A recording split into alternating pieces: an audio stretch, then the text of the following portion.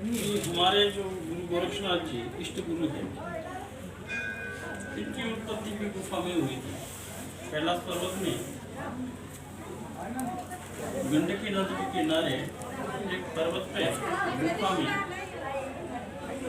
उनकी उत्पत्ति हुई थी। इसलिए नाथ संप्रदाय में गुफा कंदराओं में साधना करने से, तपस्या करने से शक्ति मिलती है, सिद्धियाँ मिलती है, जिसके द्वारा हम जगत कल्याण कर सकते हैं। इसलिए साधु संतों को गुफा और कंदराओं में साधना तपस्या करने के लिए इसी उद्देश्य से ये गुफा गोरखनाथ जी ने बनाई है। यह गुरु का अनुष्ठान रहेगा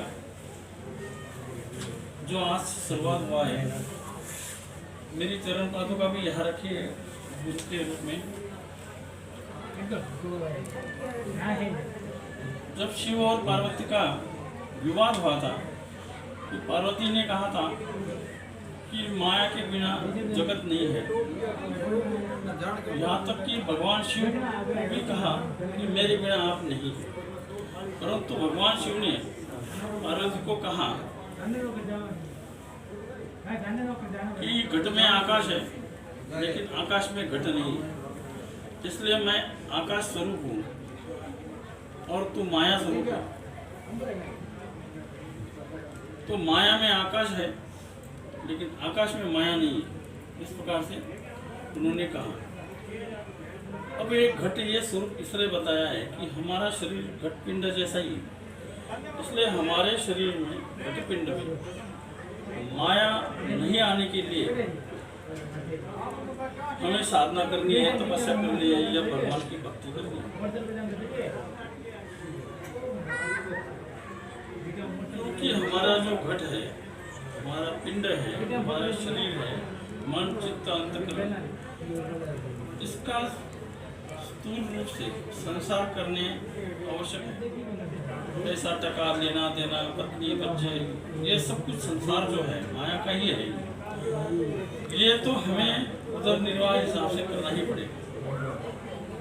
इसका हम अंतःकरण से त्याग नहीं कर सकते, लेकिन हम दृष्टा होकर त्याग कर सकते हैं। ये संसार भगवान के लिए कर रहे, ऐसी सोच पक्की करने के लिए तुम्हें साधना करनी पड़ेगी। भगवान की, भोलेनाथ की भक्ति करनी, क्योंकि भोलेनाथ सभी जगत के ईश्वर है। उन्होंने भी माया को अपनाया था। दादा स्वर्गीय दादा मच्छिंद्रनाथ जी, इन्होंने भी माया को अपनाया था, लेकिन उन्होंने सब दृष्टा रूप से किया है। मच्छिंद्रनाथ जब त्रिया राज्य में गए थे तो उन्होंने उस राज्य के बाहर की गुफा में अपना ओरिजिनल शरीर रख दिया था और मायावी शरीर लेके वो त्रिया राज्य में गए थे। जब गुरु गोरक्षनाथ जी मच्छिंद्रनाथ को लेने आए त्रिया राज्य से, तो गुरु गोरक्षनाथ जी को मन में अभिमान हो गया कि मैं मेरे गुरु को माया से छुड़वा के बाहर ला रहा हूँ। उसका उनको थोड़ा अभिमान हो गया। तो उस समय मच्छिंद्रनाथ ने जाते वापसी के समय उसी गुफा में ले गए जिस गुफा में उन्होंने अपना शरीर रखा था ओरिजिनल।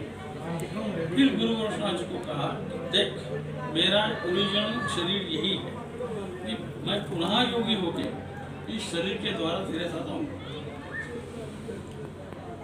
तो राज्य से बाहर गुफा में जाने तक उस रास्ते पे आगे गोरक्षनाथ से पीछे गोरक्षनाथ को अहंकार हो गया था। आज भी पूरे के आगे जब उनको पता चला कि नहीं तो मैं तो गलत समझ बैठा।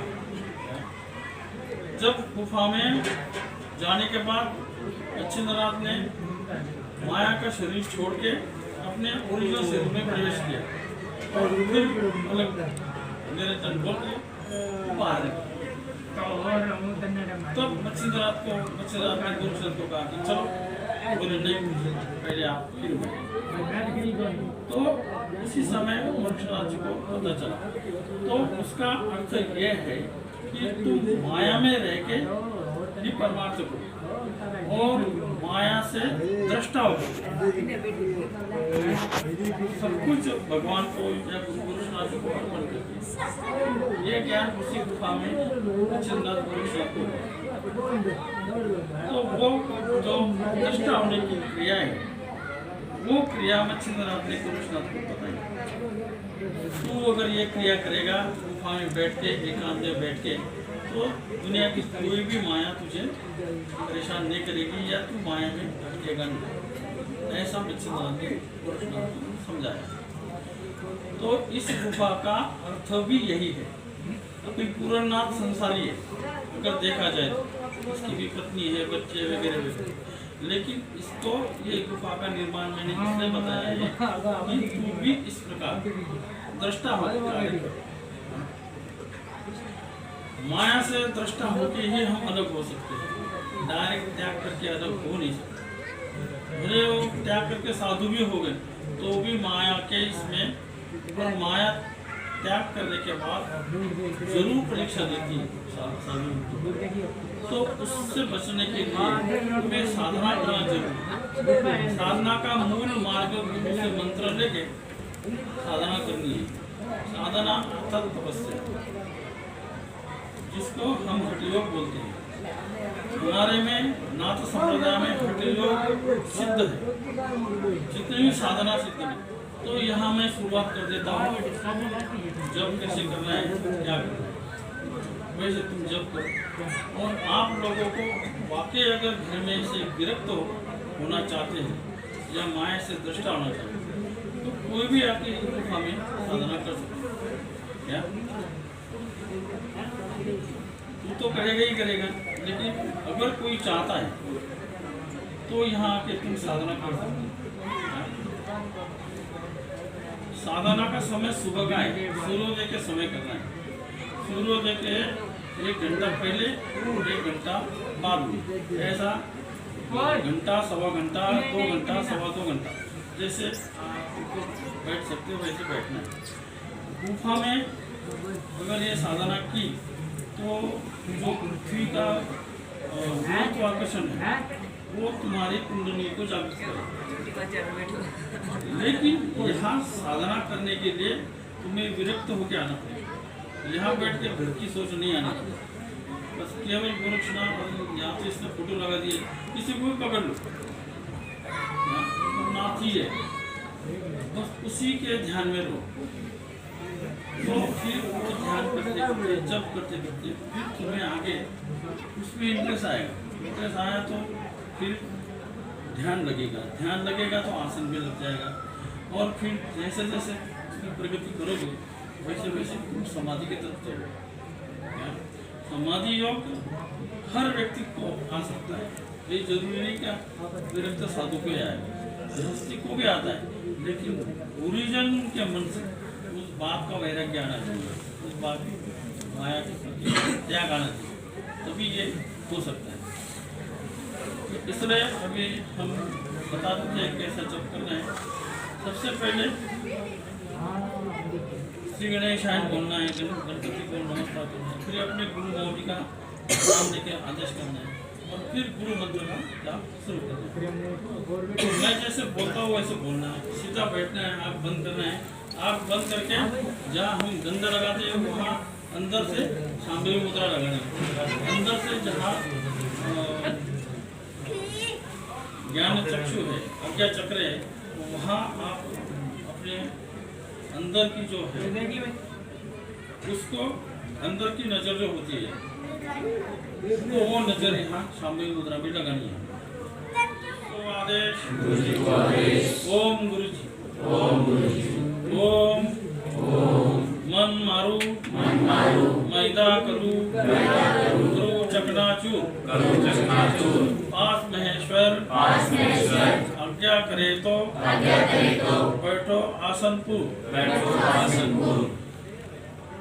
बैठो इसलिए कहा, मैंने सबको लिए कहा, लेकिन जब तुम कहोगे तो तुम कहेंगे, तब कहने का कि बैठो आसन मतलब मैं बैठ रहा हूँ ऐसा। सप्तमो आदेश ये आसन बनते हैं। सप्तमो आदेश गुरु जी को आदेश ओम गुरु जी। मन मारू मैदा करूँ चकनाचूर आज महेश्वर आज्ञा करे तो बैठो आसन टू। इस प्रकार से ये मंत्र जाप करना है। अगर इसको सिद्ध करना है तो 10-11 बार 21 बार बोल देना है, नहीं एक बार बोल दिया तो भी चलेगा। और ये जो हम मंत्र बोलते हैं इसका जो अर्थ है इसका भी मन में विचार करना है मंत्र बोलते समय, तभी वो आसन सिद्ध होता है। तो मन मारू मैदा करूँ चकनाचूर 5 महेश्वर आज्ञा करे तो बैठो आसन। उसके बाद श्री गणेशाय नमः गणपति का नाम लेना है, फिर गुरु जी का नाम लेना है और फिर मंत्र शुरू करना है। ठीक है, अभी ले लो। श्री गणेशाय नमः ओम गुरु मौली योगी गुरु गोरक्षनाथाय नमः। ये अपने अपने गुरु का नाम लेना है। ठीक है,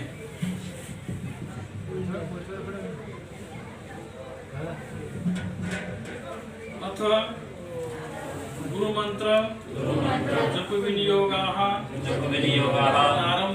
प्रारंभते मतलब हम गुरु मंत्र का या ओम नमः शिवाय का मंत्र जाप का विनियोग करके, विनियोग मतलब एक प्रकार का संकल्प करते हैं करके हम शुरुआत करते हैं। प्रारंभते म्हणजे शुरुआत करते हैं। मम गुरु मंत्र जप विनियोगाः प्रारंभते ओम शिव गोरक्ष योगी ओम शिव गोरक्ष योगी ओम शिव गोरक्ष योगी ओम शिव गोरक्ष योगी ओम शिव गोरक्ष योगी ओम शिव गोरक्ष योगी ओम शिव गोरक्ष योगी ओम शिव गोरक्ष योगी।